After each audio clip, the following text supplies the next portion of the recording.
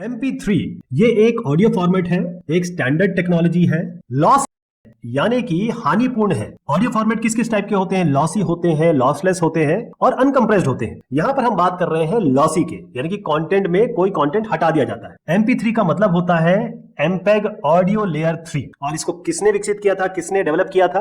MPEG यानी कि moving picture experts group. देखिए MP3 जो है, या हम इसे कहें moving picture expert group layer 3 audio, ये बहुत वर्सेटाइल है, बहुमुखी है और साथ में जितने भी आप स्ट्रीमिंग डिवाइस जानते हैं लगभग सब पे ये काम करता है। अब आप देखिए, इतने सारे गाने, हजारों गाने आप छोटी सी जगह में रख सकते हैं, इसीलिए इतना पॉपुलर हो गया, या इसे कहें कि सबसे आम हो गया है। एक MP3 आप देखिए 1/10 अगर वेव फाइल है या फाइल है, उसका 1/10 कर देता है, यानी कि 100 MB की फाइल है तो 10 MB कर देगा। जब आपके पास जगह सीमित हो, यानी कि आपके पास डिस्क स्पेस लिमिटेड हो, या आपको उतनी ज्यादा एक्यूरेसी नहीं चाहिए ऑडियो की, तब MP3 बेस्ट है। ध्यान रहे कि जब हमारे पास एक्यूरेसी की रिक्वायरमेंट इतनी ज्यादा ना हो और आप जगह आपके पास कम है, तब MP3 बेस्ट है। प्रोफेशनल के लिए ये सही नहीं है।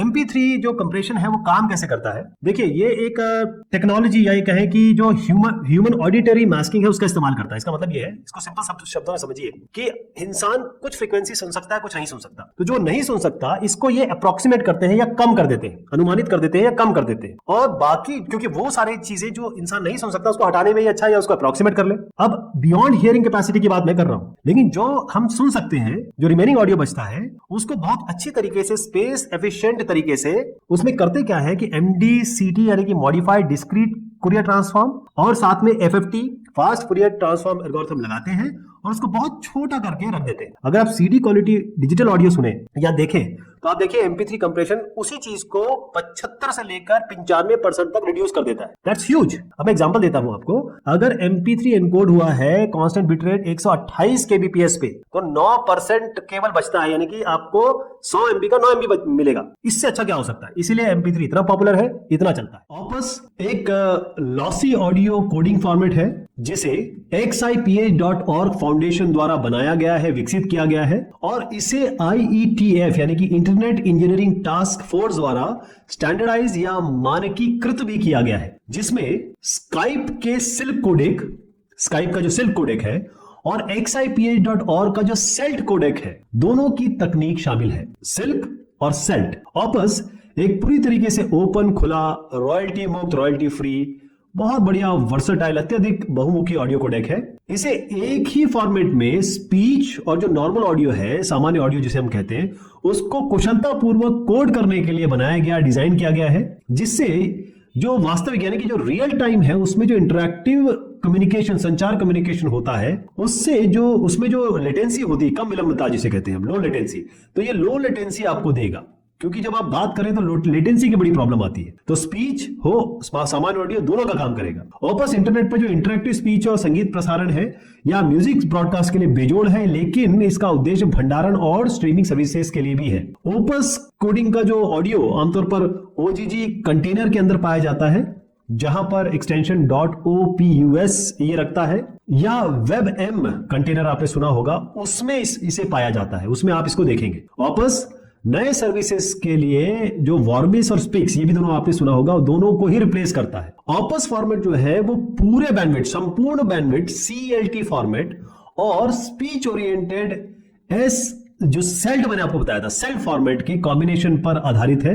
दोनों को भारी तरह से मॉडिफाई किया गया है, दोनों को। जैसे CELT ये MDCT यानी कि मॉडिफाइड डिस्क्रीट कोसाइन ट्रांसफॉर्म पर आधारित है, जिसका उपयोग ज्यादातर संगीत कोडेक्स में बेहतर प्रेडिक्शन के लिए फ्रीक्वेंसी डोमेन में CELP तकनीकों का इस्तेमाल करके किया जाता है, जबकि सिल्क स्पीच को मॉडल करने के लिए LPC यानी कि लीनियर प्रेडिक्टिव कोडिंग और एक optional long term prediction filter, इसका इस्तेमाल किया जाता है सिल्क के लिए।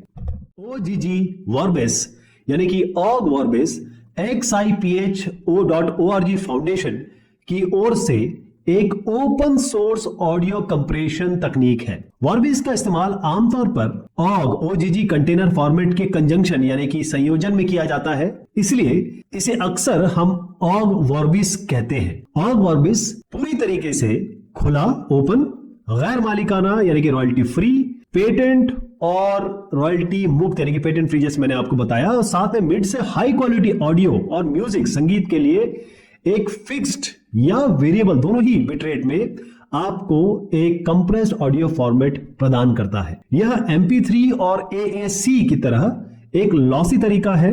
ऑग वॉर्बिस को MP3 से बेहतर माना जाता है, लेकिन साउंड की क्वालिटी में AAC के बराबर है, जबकि यह कम बिट दर, कम बिट रेट में और छोटा फाइल प्रदान करता है, यानी कि साइज छोटा होता है फाइल का। वॉर्बिस का जो कोडेक है वो 16 से लेकर 48 16 to 48 किलोहर्ट्ज पर 16 बिट सैंपल्स यानी 2 to the power 16 और हर एक चैनल में 16 से लेकर 128 kbps तक बिट दर जनरेट कर सकता है, बिट रेट जनरेट कर सकता है। तो कुल मिलाकर ऑग वॉर्बिस एक बिट स्ट्रीम एन्कोडिंग या कहीं फाइल फॉर्मेट है, जिसे मध्यम यानी कि मिड बैंडविड्थ करेक्शन पर जो साउंड फाइल्स है उसके कुशल वितरण यानी कि डिस्ट्रीब्यूशन, एफिशिएंट डिस्ट्रीब्यूशन के लिए डिजाइन किया गया है। WMA या विंडोज मीडिया ऑडियो ये एक श्रृंखला है, सीरीज है मालिकाना ऑडियो कोडेक्स की, यानी कि प्रोप्राइटरी ऑडियो कोडेक्स की, और साथ में इसके जो करस्पॉन्डिंग ऑडियो कोडिंग फॉर्मेट्स हैं जिसको माइक्रोसॉफ्ट ने बनाया था विंडोज इकोसिस्टम के लिए। WMA लॉसी और लॉसलेस कंप्रेशन दोनों ही करता है, यानी कि आपके पास लचीला विकल्प है हानिपूर्ण और दोष रहित दोनों के लिए। जैसे कि जो इसका लॉसलेस फॉर्मेट है वो बहुत अच्छी क्वालिटी यानी कि अच्छी गुणवत्ता की ऑडियो क्वालिटी देता है। जो लॉसी फॉर्मेट है वो साइज को बहुत कम कर देता है, आकार को बहुत कम कर देता है और साउंड क्वालिटी में बहुत कम लॉस होता है। इसकी जो कंपैटिबिलिटी है या अनुकूलता है विंडोज प्रोडक्ट के साथ, इसीलिए जो विंडोज इकोसिस्टम में काम करते हैं उन उपयोगकर्ता के लिए बहुत बढ़िया है। WMA एप्पल डिवाइसेस के साथ संगत नहीं है, यानी कि कंपैटिबल नहीं है। जो WMA है वो बहुत ही शानदार सुनाई देता है ब्लूटूथ में, और फंक्शनैलिटी वाइज अगर देखें कार्य क्षमता की दृष्टि से तो आप इसको FLAC यानी कि फ्री लॉसलेस ऑडियो कोडेक के समान मान सकते हैं। WMA में 4 अलग अलग डिस्टिंक्ट कोडेक होते हैं। जो पहला है जो ओरिजिनल WMA कोडेक, जिसको हम सिंपली WMA कहते हैं, इसको सोचा गया था एज अ कॉम्पिटिटर, यानी कि जो प्रतिस्पर्धा थी बेहतरीन पॉपुलर MP3 और रियल ऑडियो कोडेक से, उसके हिसाब से इसको बनाया गया था। WMA जो प्रो है वो थोड़ा नया और ज्यादा उन्नत कोडेक है, क्योंकि ये मल्टी चैनल को सपोर्ट करता है और साथ में हाई रेजोल्यूशन ऑडियो यानी कि मल्टी चैनल दोनों का सपोर्ट करता है। WMA जो दोष रहित कोडेक है यानी कि लॉसलेस कोडेक है, वो ऑडियो डेटा को कंप्रेस करता है बगैर ऑडियो फिडिलिटी को खत्म किए हुए। जो रेगुलर WMA फॉर्मेट है, ध्यान रखिएगा, वो लॉसी है। WMA वॉइस जो है वो वॉइस कंटेंट पर टारगेट करती है, यानी कि कम बिट रेट की एक श्रृंखला है, रेंज है लो बिट की, उसका इस्तेमाल करके कंप्रेशन किया जाता है। इसमें माइक्रोसॉफ्ट ने और भी कुछ डेवलप किया है, यानी कि डिजिटल कंटेनर फॉर्मेट, जिसे हम एडवांस सिस्टम्स फॉर्मेट बोलते हैं, ताकि जो ऑडियो एनकोडेड WMA करता है उसको रखा जा सके। एप्पल्स एडवांस्ड ऑडियो कोडिंग या AAC एक लॉसी फॉर्मेट है।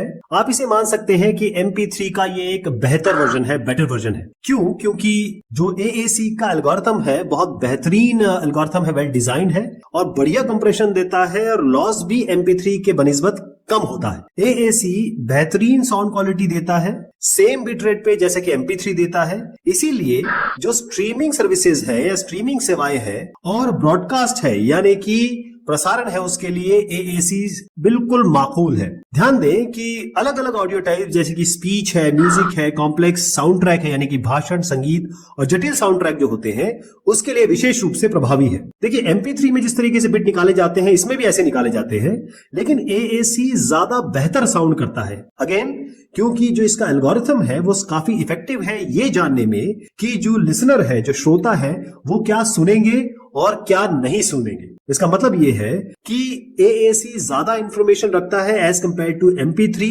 सेम बिट रेट पे और सेम फाइल साइज पे। इसीलिए AAC बेहतर माना जाता है MP3 से। AAC का जो प्राइमरी यूज है वो खासतौर पे जो स्ट्रीमिंग एप्पल म्यूजिक है और YouTube पे है, लेकिन ध्यान रहे अगर आपको बेहतरीन टॉप क्वालिटी साउंड चाहिए तो AAC रिकमेंड नहीं किया जाएगा, क्योंकि ऑनलाइन स्ट्रीमिंग अगर आप कर रहे हैं, मोबाइल फोन्स पे यूज कर रहे हैं तो AAC कोडेक आप इस्तेमाल कर सकते हैं। जैसे मैंने आपको बताया AAC या एप्पल एडवांस्ड ऑडियो कोडिंग एक लॉसी फॉर्मेट है, एक तरीके से MP3 का बेटर वर्जन है, क्योंकि जो एल्गोरिथम दोनों में यूज होता है उसमें AAC का एल्गोरिथम बेटर है, खासतौर पे कंप्रेशन के लिए और क्वालिटी लॉस को कम करने के लिए।